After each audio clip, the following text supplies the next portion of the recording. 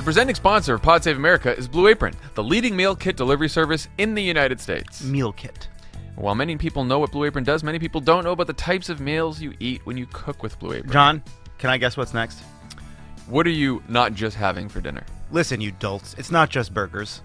It's short rib burgers with a hoppy cheddar sauce. Hoppy cheddar sauce and a pretzel bun. You're also preparing seared steaks and thyme pan sauce with mashed potatoes, green beans, and crispy shallots. And isn't there some kind of a thyme sauce? I just said that. Oh. Yeah. All in under 45 minutes and without a trip to the grocery store. Blue Apron delivers fresh, pre-portioned ingredients, step-by-step recipes right to your door so you can't fuck it up. And it's cooked in under 45 minutes. The menu changes every week based on what's in season. And it's designed by their in-house culinary team, which is nice. You want some experts involved in this. You know what? Amateurs. You want say amateurs or amateurs? Amateurs, because I'm not a weirdo. For December, the featured meals include chili butter steaks with lemon parmesan broccoli. Chili butter steaks? And potato. I know I could be into that. Chili butter steaks. Cool. Yeah. It's written like the country, Chile. Well, isn't that... So it's not obviously... chili, not like what we had last night. Right, it's not putting like beans and meat on top of Chile. Chile, like chilies. Like Chilean sea bass. Oh! Blue Apron is treating Pod Save America listeners to their first dinner a $30 value if you visit blueapron.com/crooked. So check out this week's menu and get $30 off with free shipping at blueapron.com/crooked. Blue Apron, a better way to... We recorded this ad early, so who knows what the fuck has happened between now and this episode. Cook. Pod Save America is brought to you by ProFlowers. We just got some at the office. I brought them in because ProFlowers sends me a lot of flowers. Just you, for some reason. Well, because I... Oh, they're Love It or Leave It because sponsor? they're Love It or Leave It and Pod Save America. You know, they're constantly... You're their guy. You know, the flowers, I brought them in, and they came with a little card. And Carrie opened the card and said, "I miss you, I love you, this is so sweet." And then she's like, "I'm just kidding, they're from ProFlowers." I love it. So there's a first for everything. A bouquet or festive. I thought for once a corporation wasn't the entity that had sent me flowers. Oh, it's sad, but it's funny, but it's sad. A bouquet or festive plant from ProFlowers is perfect because it's not the same old traditional gift. It says so much more. Their best-selling candy cane roses are a great option for a holiday gift, December birthday, or anniversary. Or you can always go with their classic mini Christmas tree that comes with lights and ornaments. No matter which you choose, Pod Save America listeners get 20% off any ProFlowers bouquet or plant of $29 or more. ProFlowers bouquets and plants are guaranteed to stay fresh, and you control the delivery date. And they do stay fresh for a long time. It's very impressive, their system here. You get the flowers, you put them in the thing, it's very easy, and then they last for a really long time. It's amazing. It's brought me around to having flowers in my house. To get 20% off all bouquets of $29 or more this holiday season, go to proflowers.com and use the code CROOKED at checkout. That's proflowers.com. You use the code CROOKED. Proflowers.com, use the code CROOKED.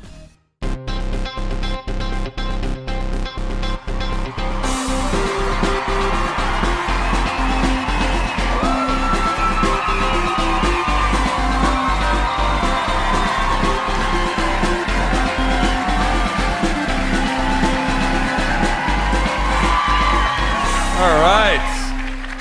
Hey, Sacramento. Welcome to Pod Save America. I'm Jon Favreau.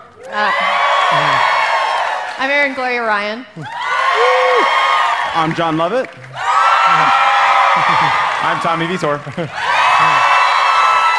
I'm Dan Pfeiffer. All right. Our guests tonight are California's Attorney General Javier Becerra. And the mayor of Stockton, California, Michael Tubbs.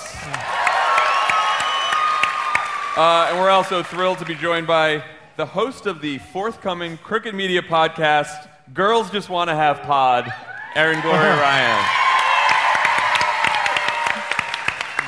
Little housekeeping, guys. Pod Tours America 2018 tickets are on general sale Monday, which is today if you're listening to this pod, which means they're on sale right now. The cities are Los Angeles, Denver, Phoenix, Vegas, Austin, Houston, San Antonio, Dallas, Clearwater, Orlando, Miami, New York, and there will be other cities, so don't complain.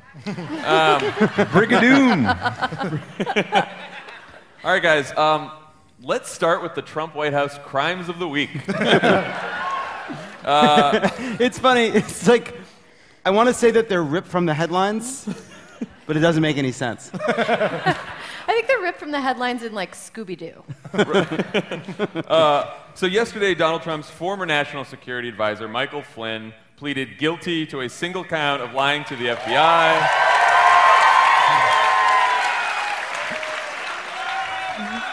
Yay, lying! He also pledged full cooperation in the special counsel's investigation of the president and his associates. This makes the fourth Trump official to be charged with a crime. Aaron, I'm going to start with a passage that you and I particularly enjoyed from a New York Times piece written by former Assistant Deputy Attorney General Harry Litman. Quote, "This is not a meet-in-the-middle deal. Robert Mueller believed he had sufficient evidence to indict Flynn on a long list of criminal charges, including money laundering, tax offenses, false statements. Mr. Mueller's team presented Mr. Flynn with that list and helped him understand that his life as he knew it had ended." What did you think of that? I took about... Is that your ringtone yet? No, I really want it to be, I think it should be my ringtone for when I get text messages, not just when I get calls, because nobody calls me anymore. One of the things that I really liked about that was just imagining Michael Flynn sitting there and hearing that news. And he always seemed like kind of dumb to me. So just imagining him just being like, wait, so, All those things? All of those things. It's like you can't kidnap people in this country. That's weird. Okay, I'm learning. Crimes? Yeah, we sort of skipped over the kidnap. There's a kidnapping plot here. Yeah. Would you tell me, what was the kidnapping plot? There's a Prime Minister Erdogan of Turkey hates this cleric who lives in Pennsylvania, so he was allegedly offered $15 million to render him back where he would likely have been tortured and killed. So, and that's small thing. And that's not legal. Yeah, you know what? You know what I love about 2017 is like if you picked any 2 weeks to be in a coma and you woke up, you would be like, no fucking way. Wait, what happened? The national security advisor? I'm still in a coma. I'm definitely still in a coma. So why would Mueller let all the other charges go? Dan? The only reason that he would possibly consider, like we point out, Flynn is guilty of many serious crimes. Right. And he pled to the least severe of all the charges, lying to the FBI. Still bad, don't do that. But that's what he pled to. Let's not minimize, lying to the FBI. And he did not let Flynn skate on all these other charges just out of the goodness of his heart. Right. The only reason he would do it would be that he believes Flynn can give him information that will help him get someone higher up on the food chain. And there were probably... Food chain! You guys are following. Yeah. The three people are Don Jr., Jared Kushner, and Donald J. Trump himself. Yeah. You know what I'm really excited about? And you know, this might be a little bit off-brand for this podcast, but I'm really excited to see Jared succeed in the family business of going to jail.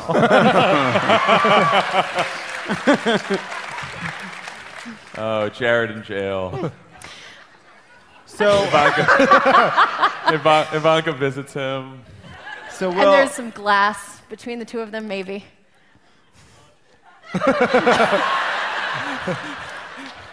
Hi, Jared.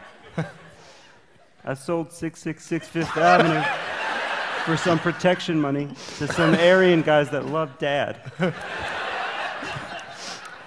Jared, you're my best accessory. I don't like the dorm you dropped me off at, and I want to go. I want to go home. I want to go to where the nicer couches are. Please, remember, the chairs here are not as comfortable as my home chairs. I miss home chairs. Jared, just keep making my handbags for 12 cents an hour. Okay. Well done. Well, I think that's pretty close to how it's going to go. Yeah. So I don't think that's what he sounds like. The White House says that Flynn's contacts with his Russian counterparts, Russian ambassador, during the transition period were no big deal. they say that every incoming administration is in fact encouraged to reach out to foreign dignitaries.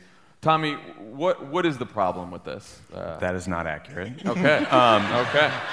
There's a few problems. One, I just want to tell one little story, which is when I was at the White House, there were two investigations of like major leaks of sensitive classified information. One was about like AQAP. One was about covert efforts to stop Iran's nuclear program. And I was the guy that like took the incoming emails when those stories came in. So I was interviewed by the FBI as part of those processes. And I have to tell you, it was the most scared shitless you will ever be in your life, sitting in a room with some FBI agents. In this case, Bob Mueller is sitting in the back, looming behind them silently, watching it all happen. So I can't even imagine how hard, how brutal this is for the people going through this. But in this case, like no one's crying any tears. No one's crying any tears.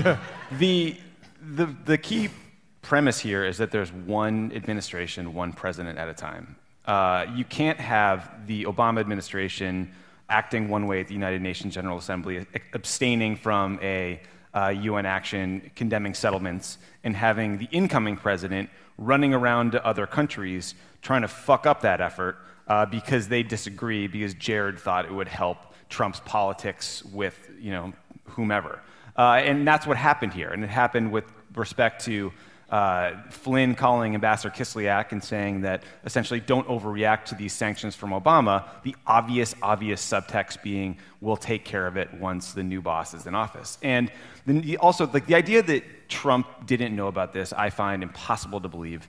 We know now that Flynn not only briefed KT McFarland, the Deputy National Security Advisor, former Fox News host, full-time paranoid person, about these contacts, but Sean Spicer, who has never been wrong about anything, briefed the press that Trump that day, the 29th, was getting a briefing from his national security team and did a call with, guess who?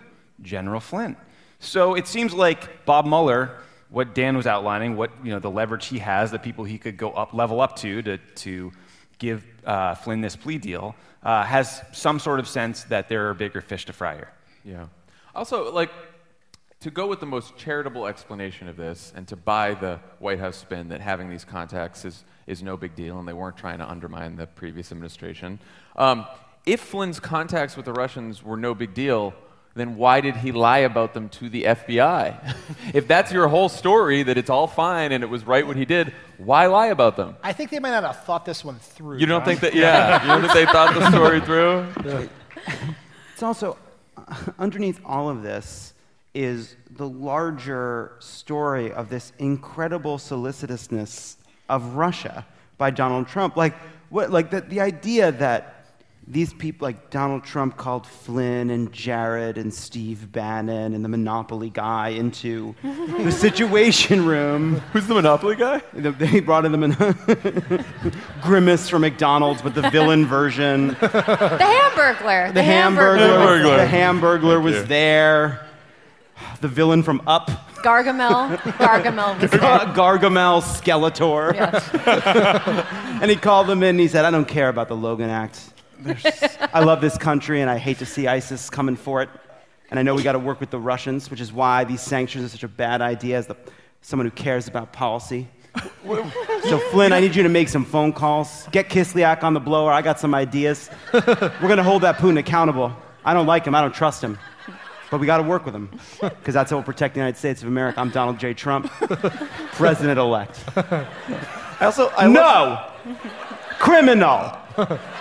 The White House also had like a bunch of different explanations for this, and Sean Spicer was indignant every time as it changed. First, it was logistics related to a later call. Then it was a holiday greeting / a discussion of a conference about ISIS. And then ultimately we learned what it obviously was discussing sanctions.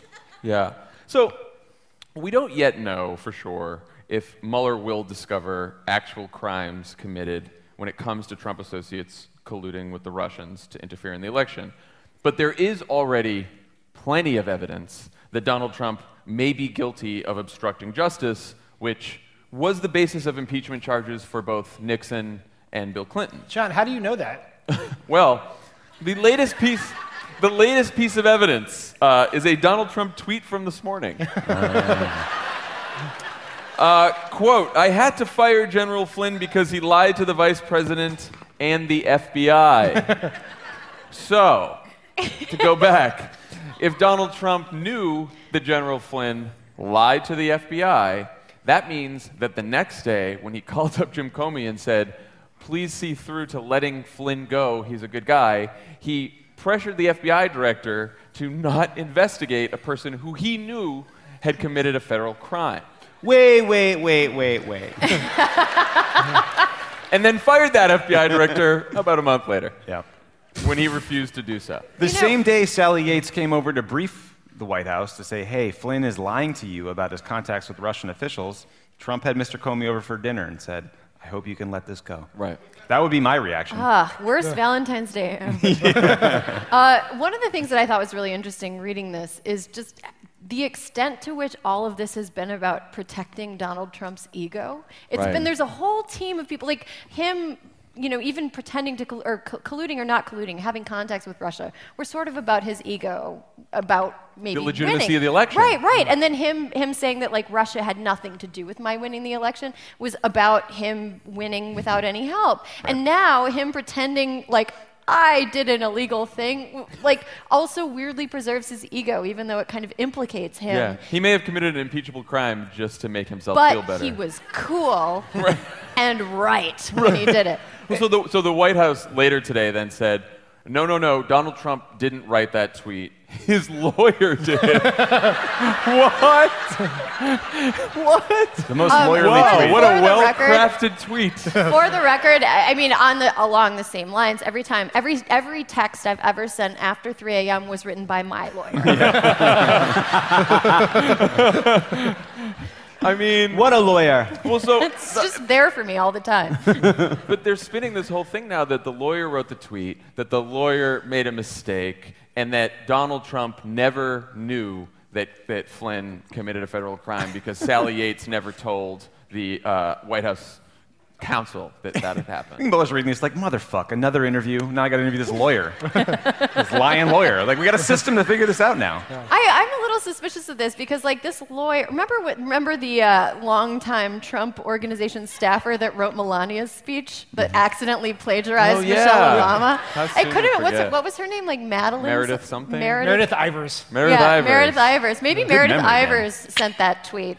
And all bad tweets by the president. But look, so much of the evidence of potential obstruction I'm sure Mueller has a whole bunch of stuff himself, but a lot of it is public. It's what Trump said to Lester Holt. It's his tweets. It's that skywriting they did.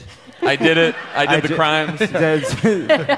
But I'm sort of worried that if Mueller finds that Trump obstructed justice, but doesn't find, crimes related to collusion, obviously Republicans, but even the media won't take it as seriously. And case in point, the day after Trump's former national security advisor pleads to lesser charges in an investigation that's about whether the president obstructed justice, the top headline in Axios today was reality check, and talks about how Trump isn't necessarily in personal legal jeopardy, and this atmosphere of hysteria is very dangerous. I mean, this is so, we're so twisted around the axle about this.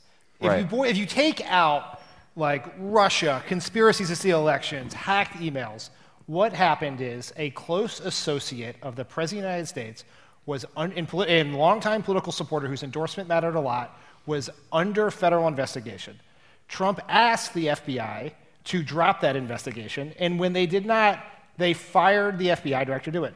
That's all we need to know. That is right in the He also bowl. asked him to drop the whole Russia investigation. Yes. Yeah. And that was another one, too. Along with 14 congressional committees, he asked them to drop the investigations, too. Right. This is the problem. Trump has conditioned the whole world, the media, to believe that they've sort of conditioned us to not react to brazen lies all the time. Yeah. When you say, I didn't golf today, and there's 400 Instagrams of you putting on 14 with whomever, some hedge fund guy, when we just Tiger let Woods. it go. It's we are used to crimes being committed by people who are trying to conceal them. and so we're not really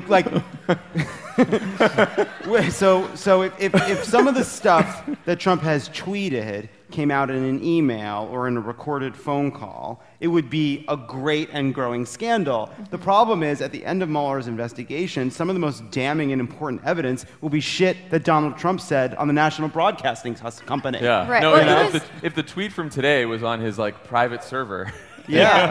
that would be it. This is the Shaggy "It wasn't me" of presidencies.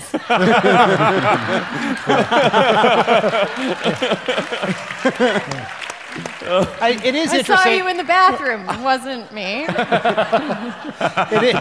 It is interesting how this has come all around the quote legitimacy of the election, which makes me think that if and when Trump ever has to plead guilty to a crime, the deal will be he will accept punishment, plead guilty, but on the condition that Bob Mueller says You won the election. he won the election. You won the popular vote. Let's give it to him. Yeah, take it. I think about the moment after Donald Trump is not president when he tells us that he won and then he made money on being president. And that's how we'll know it's over. Right. No, but so I've been wondering. Yeah, you don't like it. Deal with it. You think this ends clean? What about the hiss at me all you want? Well, It's almost blow as if he up. likes the hissing. no. So speaking of it not ending clean, my question is, what happens if Mueller concludes this investigation and basically writes a report to Congress that says the President of the United States tried to obstruct justice, here's all the evidence, and then nothing happens?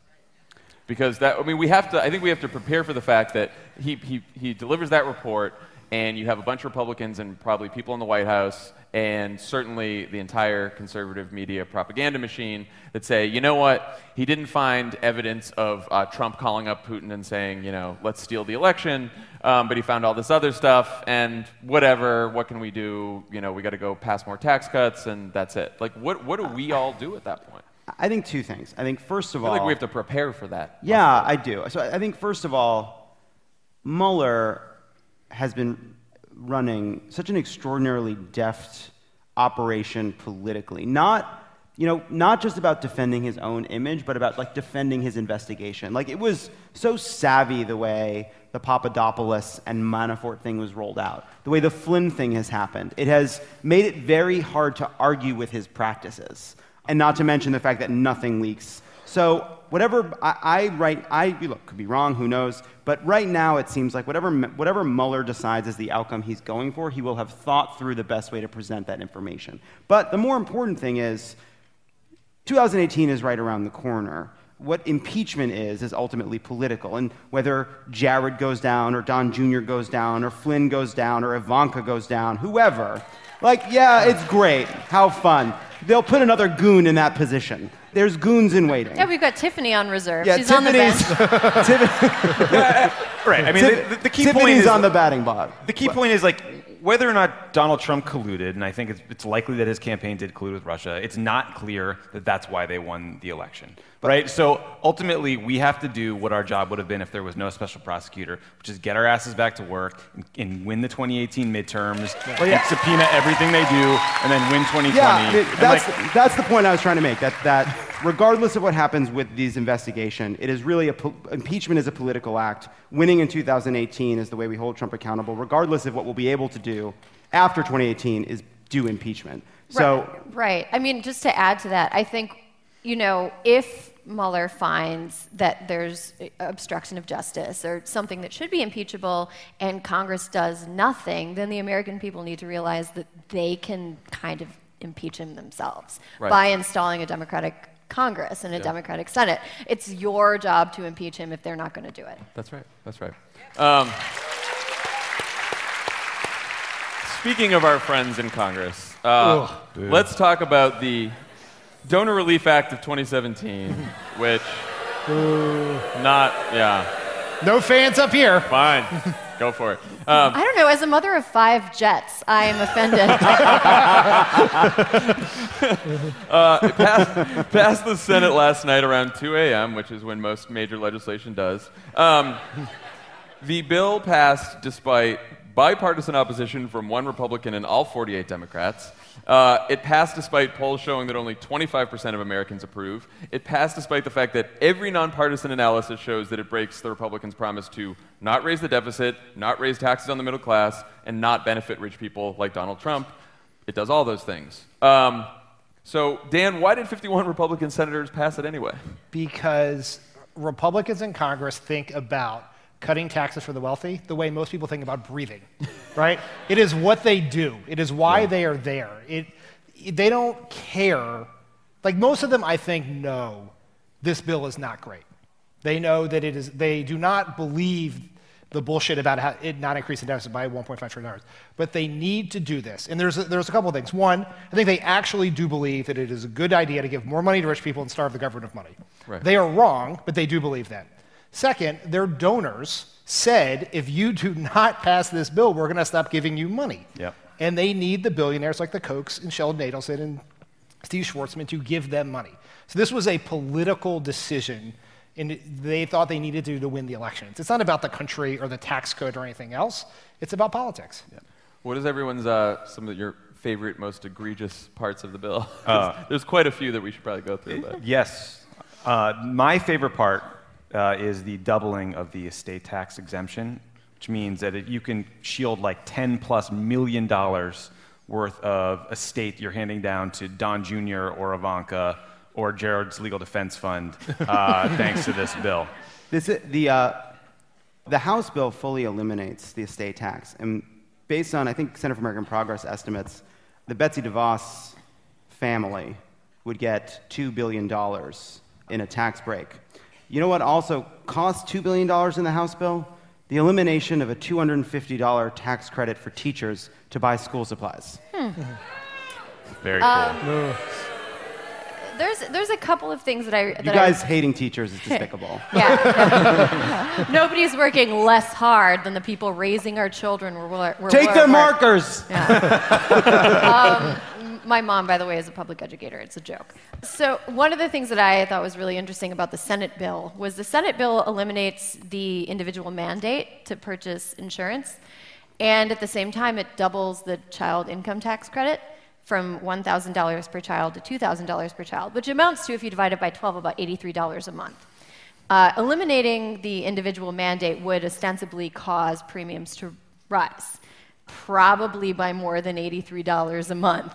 So 10% a year. Right, and so this idea that like, oh yeah, we're helping families with children is so ridiculous because insurance, especially if you have kids, is so ridiculously expensive, and it's only going to get more expensive if the Senate gets its way. And you know how we know that? It's not just people who are opposed to the bill. Susan Collins, in the lead up to the vote, said, I'm worried that the repeal of the individual mandate and the premiums going up as a result is going to cancel out whatever middle-class tax cut people get. Right. But she decided to vote for it because Mitch McConnell wrote her a bunch of IOUs that he would like magically fix things later. He wrote her a letter, and he signed it with his name. I also liked how Lisa Murkowski was on the fence until they were like, you can drill in the wilderness reserves, and then she signed on. She's like, oil? Should make it a little more evil. Okay, I'm on. Yeah. Yeah, that was bad. I don't just want children to pay. Those caribou have had it too easy. Wait, how many baby otters we talking being soaked in oil? 50? Make it 100 and I'm in. So you may think this is petty. I do not like the estate tax portions. I do not like the individual mandate repeal. I do not like the special breaks for oil and gas companies and hedge funds. But the part that I hate most about this bill is the shit-eating grin on Mitch McConnell's face last night. That sucks. Dan, I thought you were going to say Paul Ryan's smarminess. Oh, that's like evergreen, always. I'm also afraid that I've tweeted about Paul Ryan so many times, I may be on a Capitol Police watch list now. People actually think he's my dad. And I've had to say, like, I'm too old to be Paul Ryan's daughter unless there was some, like, teenage activity, but, like, yeah. Paul Ryan and all these guys who pretended they gave a shit about the deficit, once and for all, it's like, stop calling him a wonk when you describe him in news stories. They're full of it. The Koch brothers seeded all the Tea Party rallies. They're the reason it gains traction, right? It was ostensibly about government spending and the deficit. They sent out a memo to members of Congress when this bill was up getting passed saying, please ignore arguments about the deficit. You know what Paul Ryan as speaker reminds me of, sort of? Okay, so imagine you're flying on an airplane and both of the pilots pass out and like a dog goes and sits on the pilot chair. and everybody would be like, oh my God, this dog is flying this airplane, and the airplane is just cruising, but when it's time to land, it's like, oh no, the dog cannot fly the airplane, and it never could fly. It was just sitting there kind of just It's a really watching chill it. dog. Right. No, Paul Ryan is a dog trying to fly an airplane. He's a bro-in way over his head, and he's...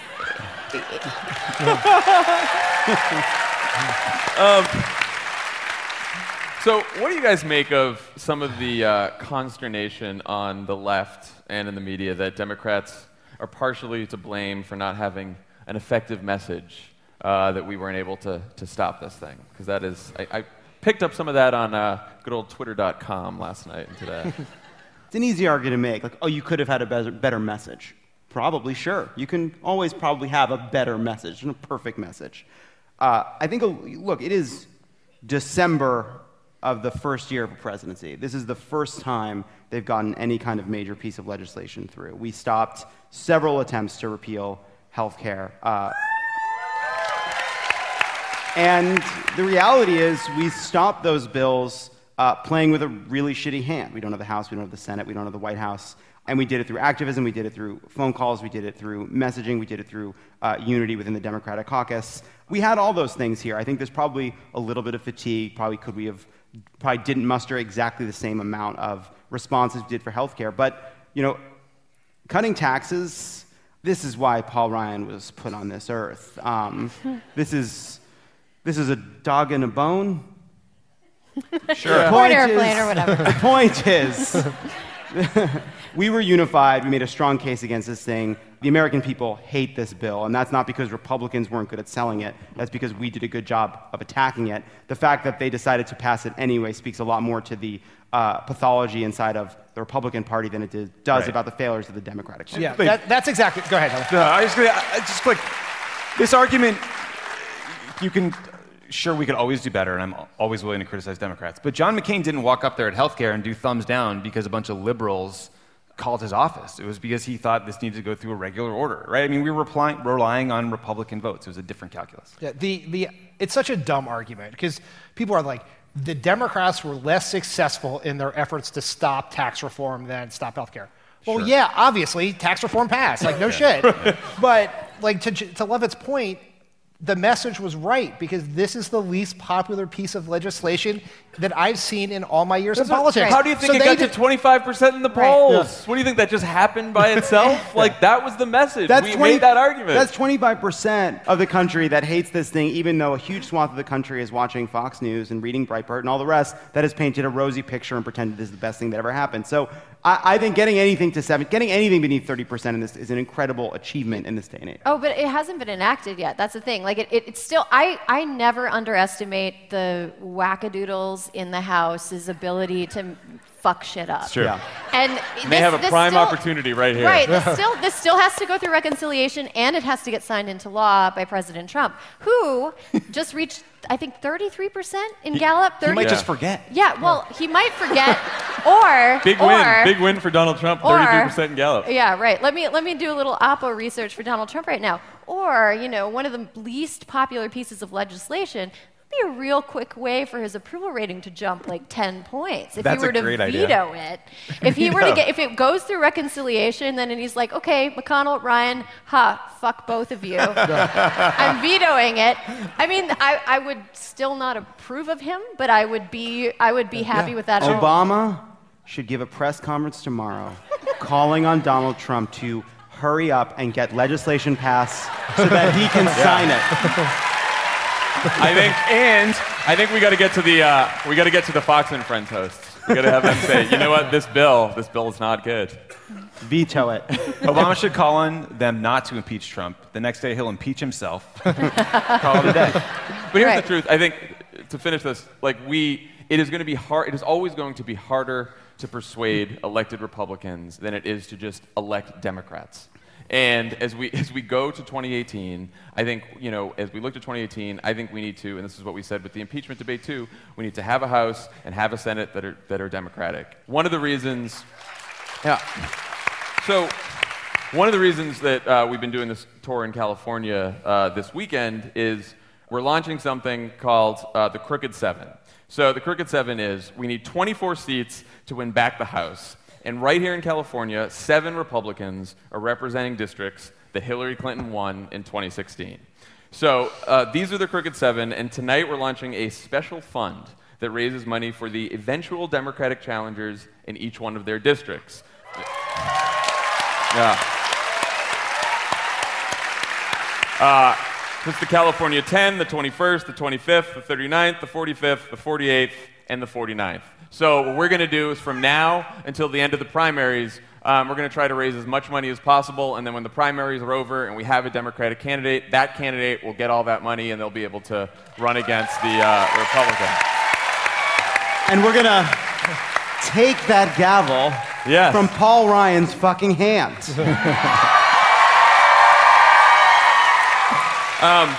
But look, I mean, we get questions all the time from people who say, you know, I'm in a blue state, what can I do?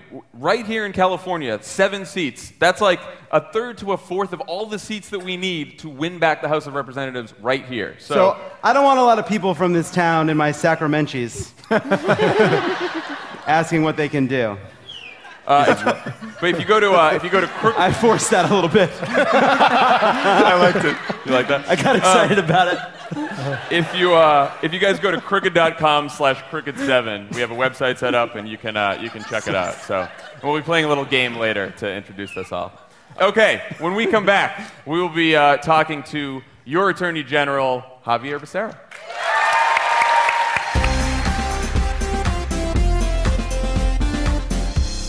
Pod Save America is brought to you by Sonos. Sonos. Play the same song throughout the entire house, or give each room in your home its own soundtrack. Last night, Tommy and Hannah and I went to John and Emily's to trim the tree and light the tree, which is a tradition. And even though I am not a Christmas celebrator. But no one puts lights in the tree better than Jon Lovett. I love doing it. Certainly not me. No. Emily does not let me do it. We've had Lovett do it for the last 3 or 4 years. 4 years. 4 years. Yeah. This is the 4th Christmas where Lovett has put the lights on the tree, and I just sort of watch. You know, it's about taking your time with it, you know? You got to go in, you got to go out. That's it, right there. Point is, Sonos was playing Christmas songs throughout the home. One simple app controls the entire system, guys. It's all true. your favorite streaming services, audiobooks, podcasts in one place. Control everything from songs to volumes to rooms, group rooms, and pick what plays where. It's Wi-Fi, not Bluetooth. It matters, especially when the phone rings or the person with the music has to leave. That's annoying. It is. With Sonos, the songs stream from your Wi-Fi network, so there's never any of the dropouts or delays or interruptions associated with Bluetooth. Never leave the music with Sonos.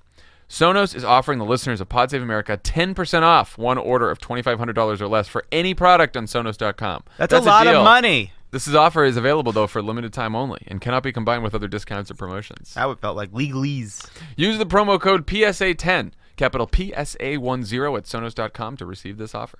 Sonos. We are very lucky to have with us the Attorney General for the state of California, Javier Becerra.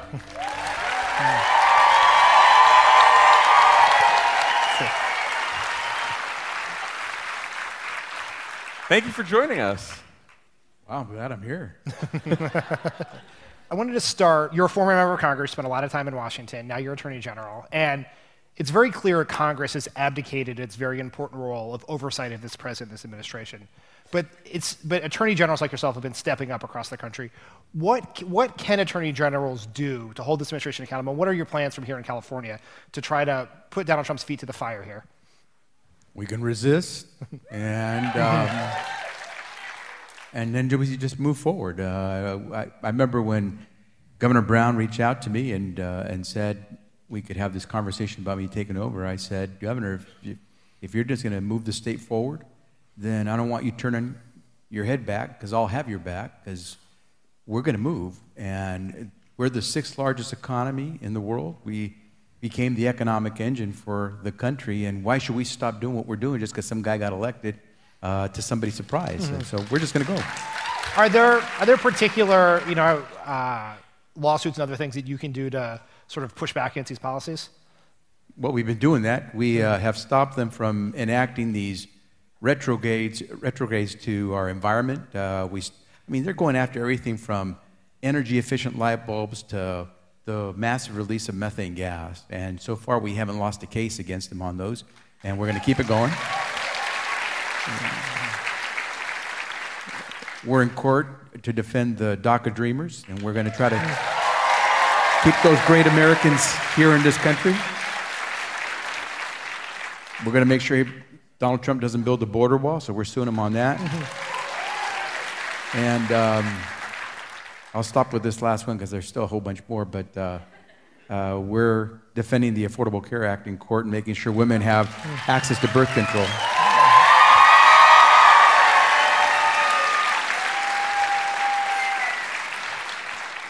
So you just mentioned DACA. You recently filed a lawsuit against the Trump administration for ending the Deferred Action for Childhood Arrivals program. Tell us what you're hoping to achieve with that lawsuit. Like, what's the outcome, and is it obviously it's not a long-term solution, but what are you guys hoping to achieve? The Dreamers are never going to go from America. They're here to stay. They say it very clearly, undocumented and unafraid. We should be the same. We should be unafraid and ambitious to make sure that they can be undocumented and unafraid so they can be Americans in the future. And so I think we're going to have some success in court simply because the administration has handled this DACA case the way they've handled everything else, like Neanderthals. And they, and I'm serious because they, I guess they don't think they have to follow the law. And so in each of these cases, the reason we've had such success is because they haven't followed the law. They think that they can just go in and say, we no longer want to have people buy energy-efficient light bulbs. No, you have to go through a process if you want to undo a rule that had to go through a process to get implemented. Same with DACA. You want to undo something? Well, then read the Constitution and figure out how you follow the law. Yeah. So obviously a permanent solution to protect these young immigrants is to pass something like the DREAM Act. You were a champion of this when you were in Congress. Right now, Congress has an opportunity. Trump and the Republicans have promised Democrats that they would put the DREAM Act up for a vote, but they haven't done that yet. So now the government runs out of money next week. The Republicans need Democratic votes to keep the government funded. I see where you're going. You see where I'm going with that? Do you think that Democrats should, making passage of the DREAM Act, or at least putting the DREAM Act on the floor, necessary for their votes? This is where we got to grow a spine and do the right thing and stand for what we say we stand for. And I always tell folks, my Democratic colleagues, when I was in the House, I'd always say, when you're in the minority, you can't kill a bill and you can't pass a bill. The only folks who can do that are the folks that have a majority of the votes. And so we should never take responsibility for the Republicans' inability to get things done. And so if they want our votes, then they got to give us something. And if they want to keep the government running, they're going to need some votes. So this is our chance to say, well, these are the things it takes to get our votes, because it's not our budget, it's your budget. We need to see some things. And this is where I believe you can make sure that the very important principles that we stand by as Democrats and as Americans are lived out in this legislation. Just out of curiosity, beyond DACA, are there other things you think Democrats should put on that list? Oh man, they should put a whole bunch of stuff on that. Think about it. Paul Ryan has never passed a major piece of legislation without Nancy Pelosi and the Democrats. And this is our chance to say, no más. You want something, show us that you want our votes. And I think that at the end of the day, the American public will pay us back. We should say, quit, you guys can say it, I can't, effing with the Affordable Care Act. Make sure you provide the money for the cost-sharing subsidies. Take care of the Dreamers. Make sure that we're not keeping a woman from getting the same kind of health care that anyone in America would expect to get. And stop telling someone who wants to give his or her life to our country in the military that they can't do it just because they're transgender. And so. Sure. I think we'll wrap up here in a minute, but when you were in Congress, you were one of the most effective Democratic messengers. You were on the shows. You had a real sense of what the party should be saying. And so as you look at the party now as we head into 2018, what do you think the right message should be to both excite and inspire people to turn out to vote in a midterm, but also to try to win back some of the voters that we lost in the 2016 election? You know, we go through this routine all the time. What was the message that FDR communicated? Actually, I always include Eleanor because she did most of the heavy lifting, I think. What was his message to all those people in the Depression when he did Social Security, when he went after the banks? He said, I got your back. I'm going to do something here for you. What did LBJ do when he helped pass the Civil Rights Act and got Medicare going? He said, I got your back. We've got to let folks know, just like we did in the past. You're hurting? We've got your back.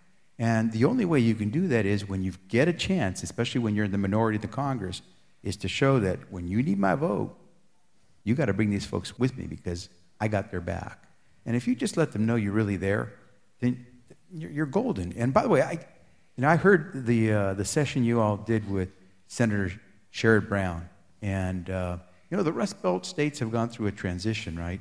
It used to be that you could work at GM or some union plant and you could survive, and your kids would follow you, and they'd buy a house and send their kids to a decent school and so forth.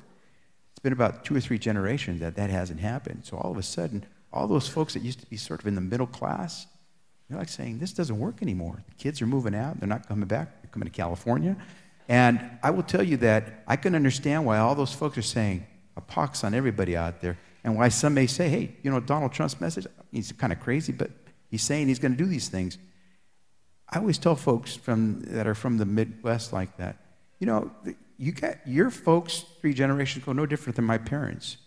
My dad was a union worker. He was a ditch digger. Never had a chance to get a college degree. Couldn't walk through the doors of a college because he couldn't walk into restaurants because of the signs that said, no dogs or Mexicans allowed. I guarantee you in the Midwest, you can walk into restaurants. My dad couldn't walk into restaurants. So they're the same thing, but there's a difference. My dad knew that what was the generation before him, when my grandfather was still in Mexico, didn't give as much opportunity. So he was optimistic that even though he was a ditch digger, maybe one day his kids could do something. And so sure enough, first to go to college and university, first to have a chance to now open not just the door to a restaurant, but to the White House. And I have a photograph, if you ever want to see it, of a man and a woman who never got educated, who are standing there with the President of the United States. Not this guy, but Bill Clinton. And that makes you optimistic. And so we just have to have that optimism, and you got to let them know, I got your back. One last question. We saw in 2017 in the elections in both Virginia and New Jersey, Republicans borrowing from Donald Trump's playbook and using issues like immigration and crime and race as wedge issues.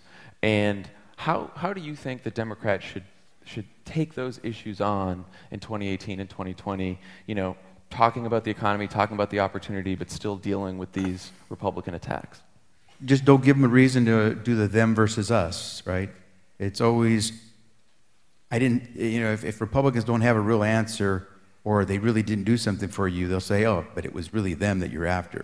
And the them is the immigrants, or it's people of color, or you name it. And I think what we just have to show that, don't let these guys play that them versus us game on you. And we'll always be with them if we can prove to them that we stood with them. And so when they're hurting, you've got to show them that you're going to create the jobs that they need. And, it could be the guy in the coal mine that's losing the job or doesn't see his kid's future in the coal mine. We could just let them know, look, in California, we create more jobs in clean energy than there are in the entire coal mining industry put together. We got a good paying job for you, and we would want you to be able to work in energy. Just doesn't mean it has to be in coal. And you just got to give people this belief that you got their back, and you can, there's light at the end of the tunnel. I think sometimes we forget to do that, especially because Democrats, we come up with these 15-point plans to try to convince folks that we really know how to do it. It's gut stuff.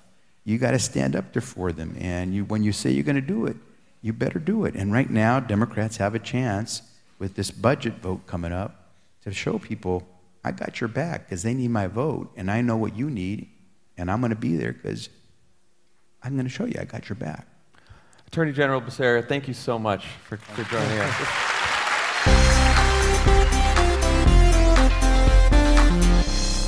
Pod Save America is brought to you by Helix. Helix. There are a ton of online mattress retailers popping up these days, all with a one-size-fits-all solution to a better sleep. Guess what? One-size-fits-all doesn't work. It doesn't work.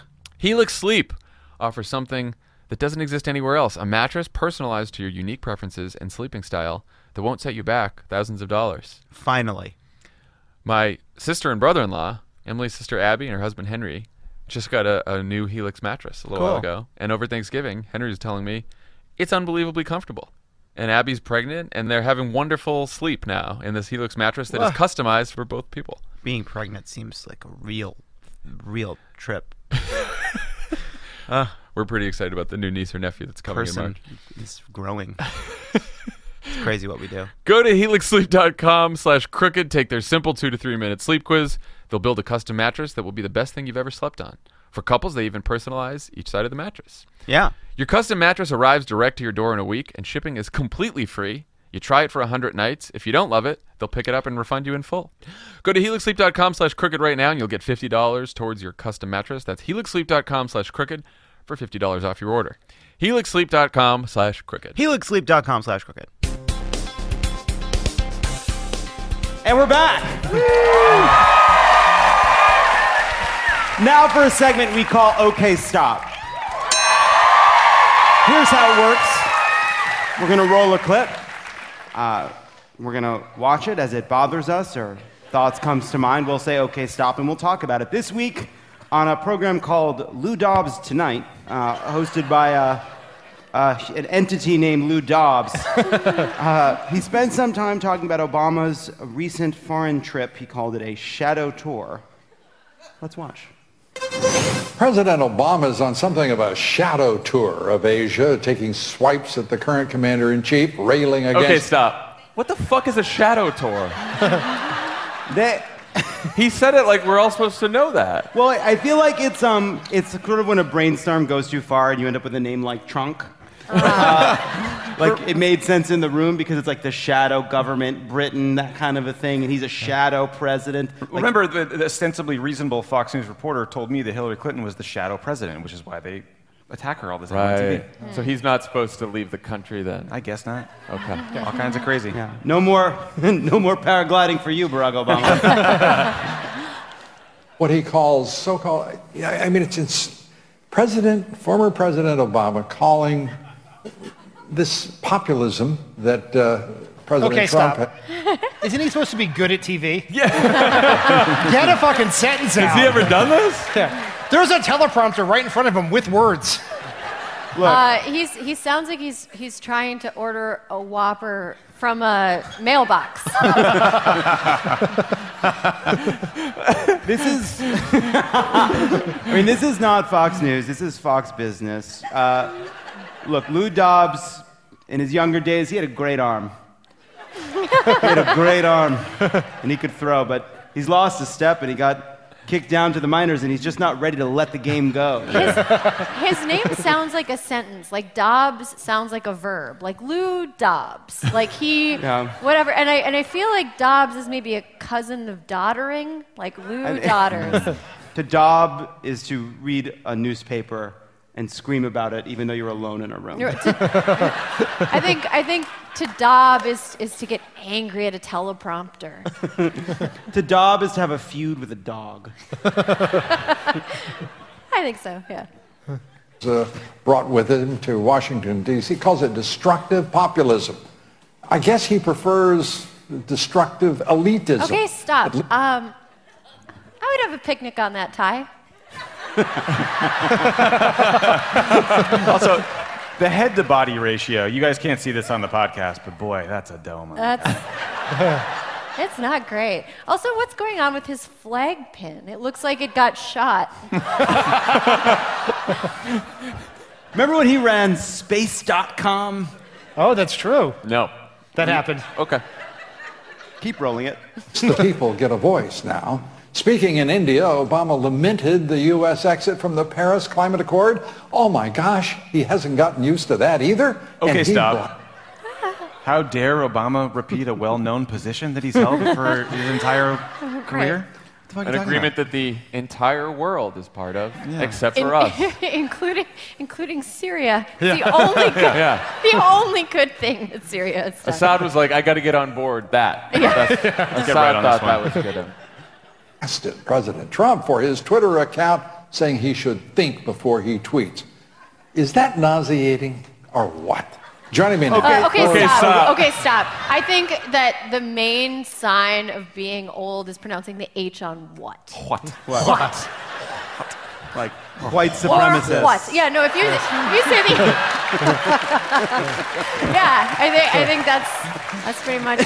He also said tweet like it was the word in a foreign language. Tweet. Media chairman, editor-in-chief Steve Forbes, he should think before he tweets. Okay, stop. Steve Forbes is still around?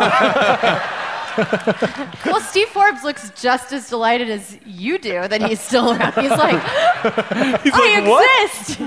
What am I doing here? It's worth noting that Lou Dobbs was horribly offended that Obama was concerned about destructive populism. While this was happening, the Senate was passing a massive tax cut for the Republicans in the Senate were passing a massive tax cut for the wealthy.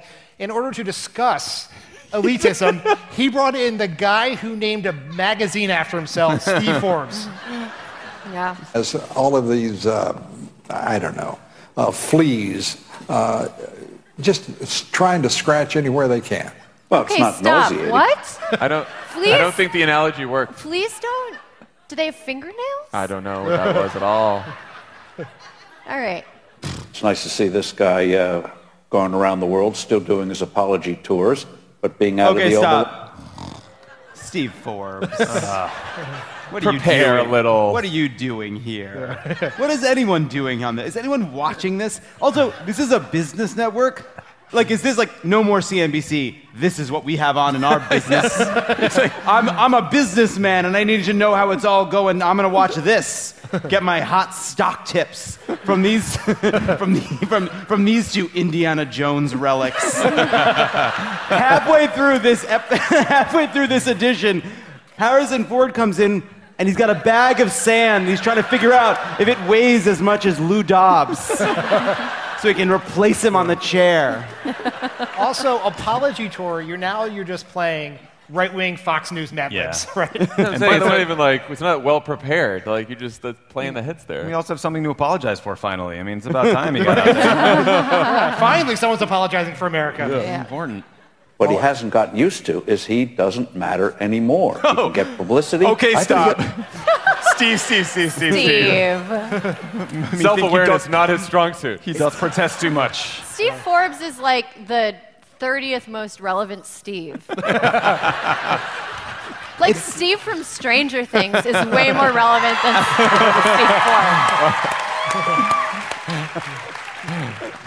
Doesn't make policy. I think U.S. Marshals should follow him, and anytime he wants to go follow the president like he is and behave, I mean, this is just bad manner. Okay, did you guys watch the new season of Twin Peaks? No. I'm not going to spoil, but you know, okay, you're familiar with like Lynchian dream sequences where it's like creepy because nothing makes sense. It's like a mundane scenario and nothing makes. This is like a Lynchian dream sequence. I did not see this clip before we chose it. U.S. Marshals? Yeah, so it takes a real turn. It goes because here's where it goes what from. Happened? It goes from we're old, we're super weird. This segment did not have a lot of heft to it. Yeah. Let's bitch about Obama for a second. It's also Lou invites you to Dob as well. Won't you dob with me? Steve, can I dob at you for a second? What are the U.S. Marshals supposed to do? I feel like it's arresting him for disagreeing with Lou Dobbs. I think having the audacity to be an ex-U.S. president who was black. Mm-hmm. Oh, yeah. The U.S. Marshals are supposed to do what, like, Sheriff David Clark thinks he's supposed to do, which is, I guess, fly around on a magical sheriff airplane or something. I don't know. In a cowboy hat. Yeah. Make arrests of people who sass him. Cool. It's boorish. It's absurd. He doesn't realize how foolish he looks. I mean, he should be brought back by the marshals. Isn't there some law that says presidents shouldn't be attacking sitting Logan Act. presidents. Okay, stop. There ought to be a law, Dan. Is there some law that says someone who is not president should not be acting as president? Was perhaps on the day in which this clip aired, Donald Trump's national security advisor pled guilty to a crime of lying about violating that very law? Again, self-awareness, not their strong Not suit. high. There's an unwritten one, sort of a Logan Act for ex-presidents, but But everybody's- non-enforceable. Okay, stop. Not sort of. Actually. There's actually a Logan Act. For a long time. Yeah. I hate the part of this episode where they make a bet about the nature of poverty and force Eddie Murphy and Dan Aykroyd to trade lives. One's violating that one as well. And that's okay, stop. Wow. Wow. When we come back, the mayor of Stockton, Michael Tubbs.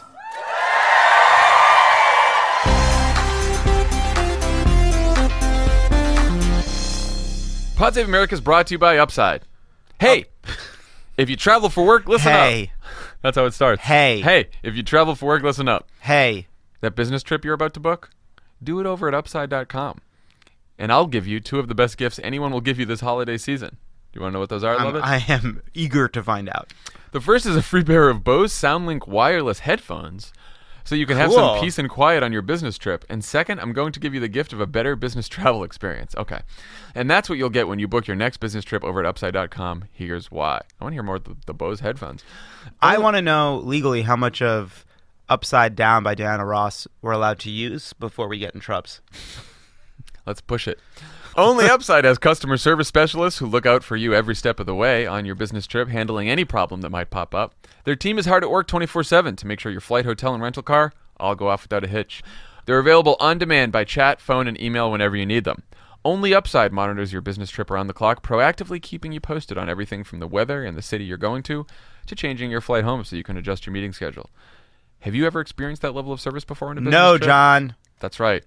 Now, to get your free pair of Bose SoundLink Usually wireless I do- headphones. So the often good I stuff. found myself traveling up Schitt's Creek, sans paddle.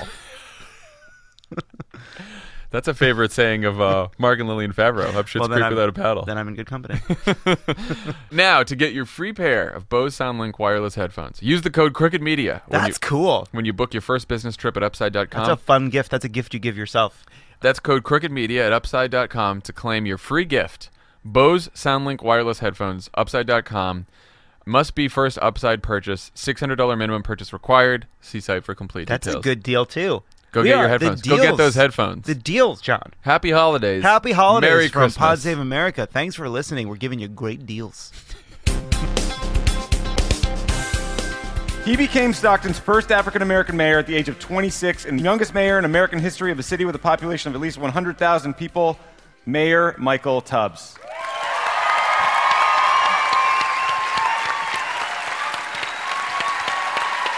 Hey, thanks so much for being here. Mr. Mayor, thank you.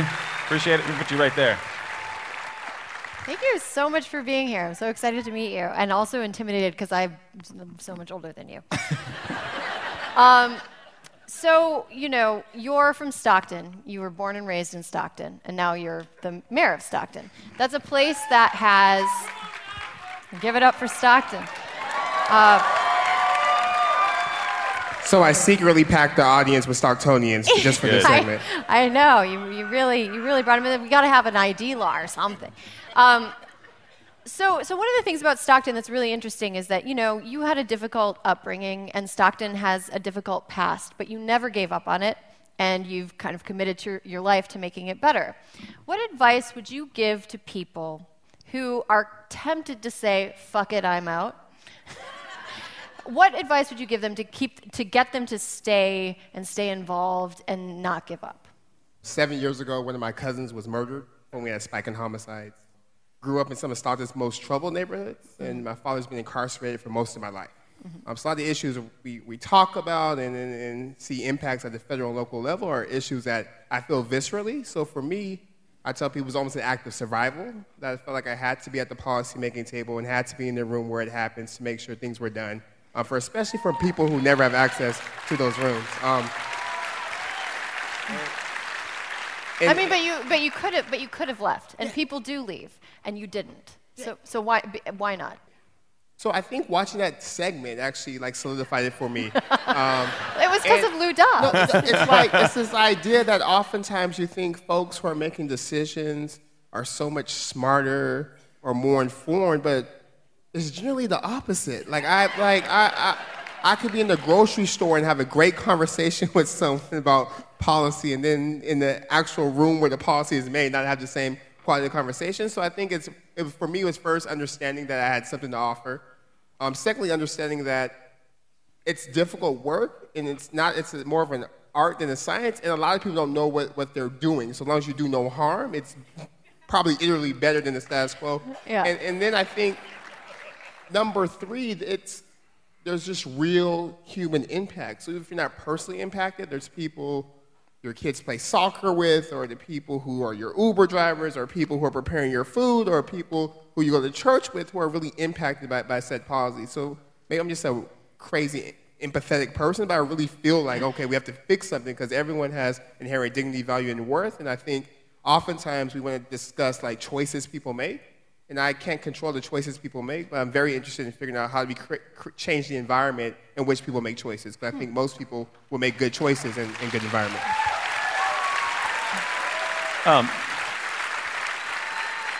You were elected mayor at the age of 26. I think there's a lot of people at the age of 26 who are playing video games, trying to figure out what the hell to do with their life, hungover on the weekends. To your point earlier about, not trusting that the right people were in the right rooms making the right decisions. What gave you the courage to run for office at that age when I'm sure a lot of people said, wait your turn, chill out? I realize now I'm a little bit crazy. So part of it was just being really upset and just angry at what happened to my cousin. I'm just but it was almost a nihilistic anger. Mm-hmm. So it's almost to your point, F it. Who cares? I'm just going to do me, make money, forget about this place. But then I think just being a spiritual person and praying and then realizing that there's not a lot of people that have those experiences but still were able to get educated at Stanford or intern at Google or intern at the White House. So I said, well, I may be young, but at least those things people care about. So if I talk about those things a lot, maybe people will look past my age and give me a chance. And then I also didn't realize how crazy it was to run for office, and it was too late. We're already in the middle of the campaign. So I was like, hey, well, we're going to ride this thing out, and if I lose, I get a job. But if not...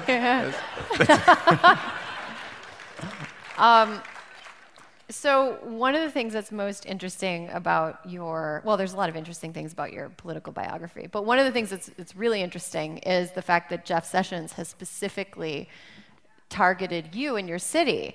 On a scale of 1 to 10, how awesome does that feel? Well, let me tell you the backstory. Mm-hmm. So it was my birthday weekend. It was a weekend, so I had the day off, so I was having a little bachelor celebration with my best men because I wasn't going to get married next Saturday. Yeah, literally next Saturday. This guy's getting married next Saturday. So I'm on a plane. And I didn't pay for Wi-Fi on purpose, and I land. My phone is blowing up. There's reporters calling, and the police chief's call me, and the team manager's call me. I'm I can't even have a birthday. So then I'm checking. So I called the chief. I'm Jeff Sessions, really? So I think it feels really awesome, I think, for the city because Stockton is so incredibly diverse where 32% and just to pause for a second in case people don't know, Jeff Sessions specifically singled out Stockton as a sanctuary city and wanted to compel you as the mayor to target inmates who were not here legally. And it goes back to that segment because a Google search will tell you the county operates our jail and the sheriff is a different elective not named mayor. But that doesn't matter. Anybody who pronounces the H in what doesn't know how to use Google. But it felt like almost a moment of reckoning as well. Because the city, I know we have problems like most communities with crime. So they get a letter from the Department of Justice saying that federal funding may be on the line. Required some thoughtfulness about how do we respond, but then like our demographics make it 1/3 of our city is foreign born. The other third have parents who are foreign born. You know, so like we're a city of immigrants, so it would be just bad policing, bad policy, and not enough resources to do what the AG was asking us to do. So I felt compelled to be very, very, very, very, very clear to our community first that that's not what we do. We're not immigration enforcement officials. We're local law enforcement. And for Stockton to be safe, we need everyone to feel like the cops are on their team in terms of making the community safe and not out to target them. Mr. Mayor, the Stockton government is one of the first in the country to pilot a universal basic income program. That is a concept that I think you're starting to hear about more and more, or hear discussed more and more, but you're not seeing people do more and more. Tell us about it. Why'd you decide to do it? How's it going? I told you I'm a little bit crazy, right? So I was the theme. My staff, because poverty, 25% of the city lives in poverty. So I said, well, what can cities do around poverty? So I told my staff, I said, find me the craziest ideas. And one of them was basic income. And at first I was like, ooh, it's tough. I said, well, let's put this on the back burner now. We'll read about it and we'll see. And then around the same time, I was in a conference with the Economic Security Project. And they were talking about the work they were doing. They wanted to partner with the city to test the basic income. And I said, well, we have a task force working on that. And we kind of did. We had people researching. I had a memo in my binder. And I think for me, I remember in college reading Where Do We Go From Here by Dr. King. And he talked about either a basic income or a universal jobs program, but something to really provide an economic floor for folks. And then doing research and finding that this idea is not even that new, that Thomas Paine was talking about this in like Agrarian Revolution in like the late 1700s. T-Paine. Nice. And then in talking to our community, we would get calls every day for people who had jobs, were working, but couldn't afford rent. Because we're also part of the fastest rising rent market in the country, along with Sacramento. And again, this whole conversation around occupied and 1%, the fact that wages haven't increased or kept up with inflation, but all costs have, it was like we have to do something. And again, given that there was a lot of attention on Stockton, given our demographics, I felt that a basic income pilot in Stockton would be one that's more true to what America looks like, because Stockton is 12% African American, 35% Hispanic, 20% Asian, 35% white. So everyone would have a piece of that. And I thought, and also because it's a pilot, it's not necessarily taxpayer dollars first. So that took the risk for us. Well, it's their money. Let's pilot it. Let's tell a story. Let's have a conversation about what do people deserve. And let's have the nation, with the gubernatorial elections coming up and the presidential election in 2020, let's have Stockton as part of that conversation, especially around how do we provide people just basic economic security. So really, really excited about it. I did not expect people to be upset. I was shocked. I said, it's free money. Like, who's upset with that? But why? People are really mad. So hopefully they get picked so they'll be happy. The same people who like the tax bill, I guess, would be mad about exactly. Last question for you. I'm going to abuse my privilege as a Pod Save America host. You're getting married, you leave Saturday? I'm getting married in July. How do you get through the planning without getting to a situation where you are mad at each other? Oh, man. I'm not great at this, but I have lessons to teach you. Please. I'm listening. So I would say the first one is just understand it's about the union, but the wedding is fundamentally not about you. Your preferences, like it's just, you get the bachelor weekend, you get the day before with your friends, that's it. And then, and you get to have a beautiful relationship with the beautiful bride, which is the best part. And the second thing is just, again, someone said in the audience, like I tried to have an opinion, and I can have the opinion if it meshes with the opinion already stated. So Sure. You're free to have her opinion. Okay. She's the master at getting consensus. She's like, I think we should do this. I'm like, oh yeah, I think that's a great idea. Let's do it. Hannah, I love you. I'll take all that advice. Mayor Tubbs, thank you so much for being here. Thanks for the great work you're doing. Thank you so much. Give it up, Mayor Tubbs.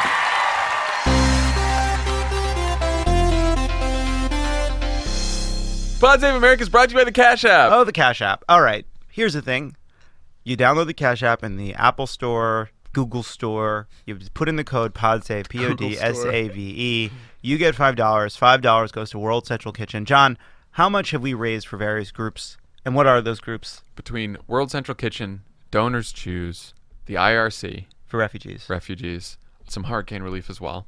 Over $20,000. Over $6,000 just to World Central Kitchen, which is the one we're doing now. So that's an incredible, cool thing that's just happened from people switching to the Cash App. But you do the math and you come to discover that many of you haven't done shit. We're switching to the Cash App. And so are you. Download the Cash App.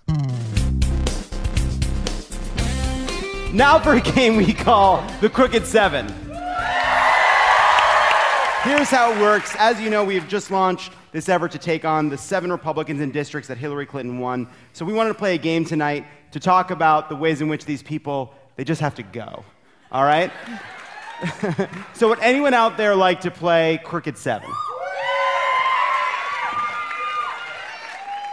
Hi, what's your name? Shy. Shy?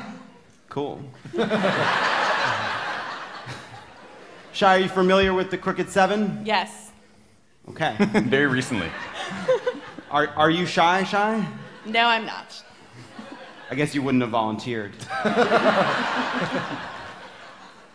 So here's how the game works, Shy. I'm going to read you a question about several of these members of Congress, and each of... What are we, hosts? Yeah, we're hosts. Sure. Yeah.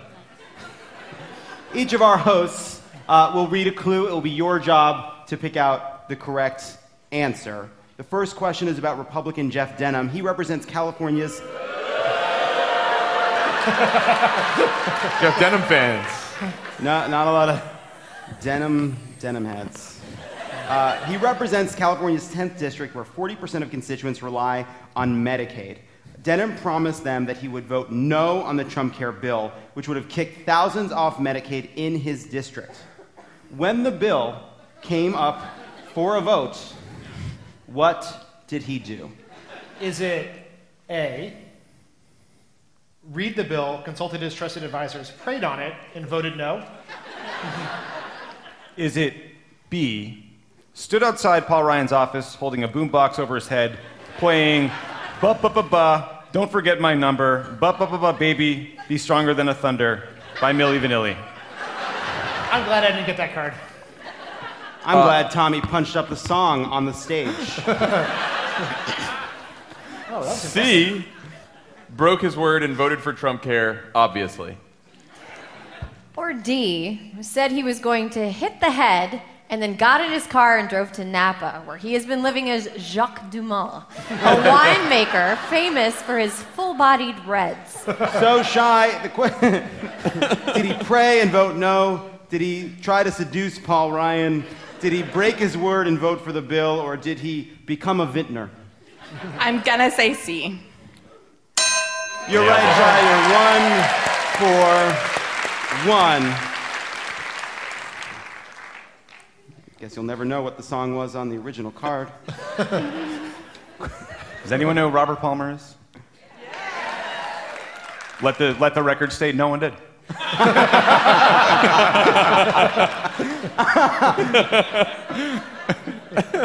Shy, are you ready for question number 2? Yes. Is it S-H-A-I? S-H-Y. Just S-H-Y. You could work at Starbucks with your spelling. Cool.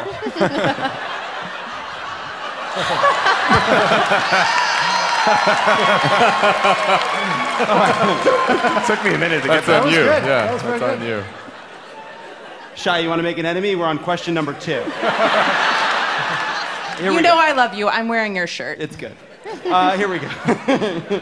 Nearly 10,000 college students in California's 21st district recently took advantage of a tax deduction that helps them pay off their student loans. Yet their representative voted to eliminate that tax break and make students pay more for college. Who is their member of Congress? Is it A, Scrooge McDuck? Is it B, Scrooge McDuck's arch nemesis, the villain Glumgold? Flinchard Gomgold is his name. Is it C, David Villado? Or D. Valadeo is what I said. Wait, John. I said it the first time. Valadeo. Don't you see the beauty of it? You can fix it. We're going to go with that. Or is it D, a humanoid robot with AI that behaves exclusively by the rules of the game Monopoly? And so, Shy, was it Scrooge McDuck's villain, nemesis, Flintheart Gomgold, always desperate to keep up with Scrooge? Is it Congressman David Valadeo, or is it a humanoid robot based on the game by Parker Brothers Monopoly? I'm really sad there's no all of the above, but it's C, David Valadeo. It is David Valadeo. Question number 3. According to recent data, 132,656 residents of California's 39th district were able to use the state and local tax deduction so that they can save more of their income that went to things like schools and other government costs. Their Republican Congressman Ed Royce voted to eliminate that deduction, but what does that help pay for? Is it A, a tax cut so that the billionaire heirs of the Koch, Mercer, and DeVos families can keep billions more in money they did not earn? Is it B, a tax cut to help private jet owners pay less to maintain, store, and staff their private aircrafts? Is it C, a tax break for foreign investors who will see more money than all middle-income households in the United States combined? Or is it D, all of the above? D, all of the above. Shy, you are crushing it. 3 for 3. Though we are enemies. So far, you are losing the game. So it does all come down to this, the final and fourth question. Congressman Dana Rohrabacher represents California's 48th district. Boo!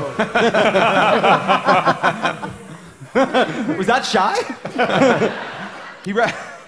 He serves as the chairman of the Foreign Affairs Subcommittee that oversees Russia and is known as, quote, Putin's favorite congressman, end quote.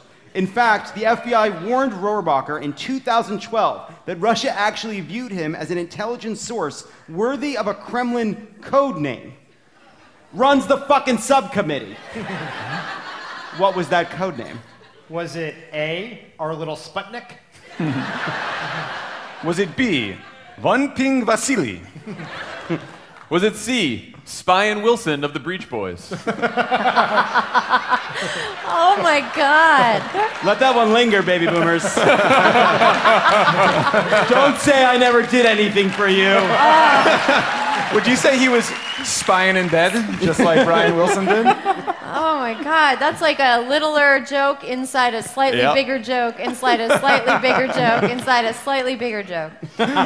Or D, we don't actually know how stupid and or corrupt you do have to be to earn a code name for the intelligence you provide the country you're supposed to be monitoring. D. It is D. We don't know the code name, but the fact that Dana Rohrabacher does what he does is nothing short of insane. Shy, you've lost. I'm sorry. I'm not a fan. It is. It's both. Look, there's the athletic portion, but there's the artistic judging. So no parachute gift card, guys. Give her the sheets. Shy wins. Cricket 7. Thank you guys so much. It's been a great crowd. We appreciate it. Have a good night.